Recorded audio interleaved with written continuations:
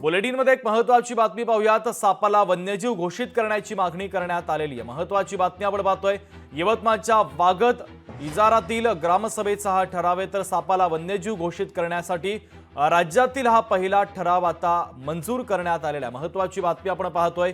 सापाला वन्यजीव घोषित करण्यासाठी ठराव करण्यात आला। यवतमाळच्या वागद इजारामधील ग्रामसभेचा हा ठराव आहे। सापाला वन्यजीव घोषित करण्याची राज्यातील पहिला ठराव हा सरकारकडे सादर करण्यात आलेला आहे। ग्रामसभेत देखील याला एकमताने मंजुरी मिळालेली आहे। सापाला वन्यजीव घोषित करण्याची मागणी आता ठरावाच्या माध्यमातून करण्यात आली आहे।